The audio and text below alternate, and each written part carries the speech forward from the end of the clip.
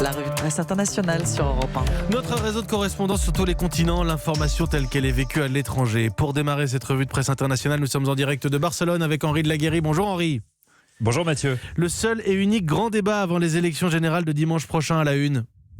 Oui, effectivement, et la photo de ces 5 principaux candidats, 5 hommes à la une de tous les journaux ici ce matin. Hier soir, ils ont débattu jusqu'à 1h du matin. L'Espagne est bloquée depuis plusieurs mois. Les partis n'arrivent pas à former de coalition et le scrutin ne permettra pas d'y voir plus clair. Il n'y a pas un seul sujet de consensus, déplore la Voz de Galicia. Pour El País, ce débat confirme que le blocage peut durer encore longtemps.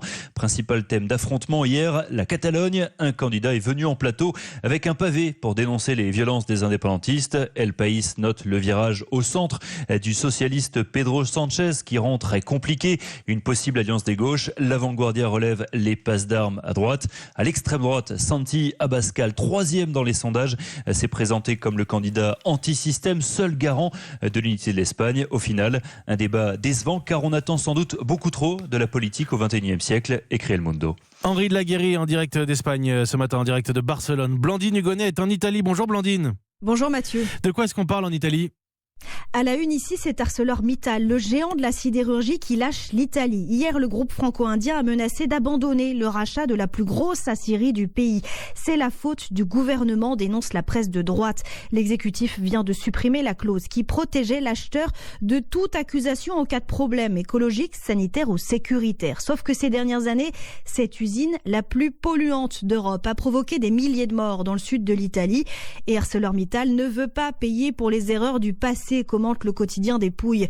La multinationale comptait dépolluer le site en 5 ans, mais sans elle, cette bombe environnementale se transforme en bombe sociale. 10 000 postes sont en jeu, s'alarme la Repubblica. Alors pour éviter une fermeture de l'aciérie, le président du Conseil a convoqué les dirigeants d'ArcelorMittal ici à Rome cet après-midi. Merci Blandine Hugonnet en Italie. Nous quittons l'Europe pour le Ghana. François Hume avec nous. Bonjour François. Bonjour Mathieu. Qu'est-ce qui fait la une chez vous ?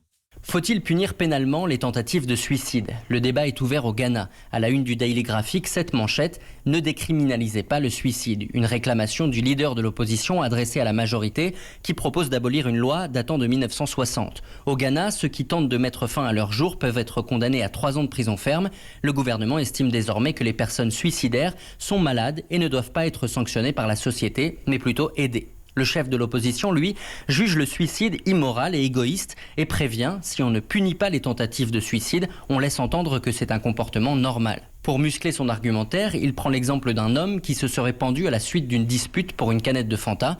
Les études montrent pourtant que les individus dépressifs le sont souvent en raison de troubles mentaux, de la pauvreté ou du chômage. Merci François Hume. Nous étions au Ghana, en Espagne, en Italie. Cette revue de presse internationale tous les matins à 7h moins 10 sur Europe 1.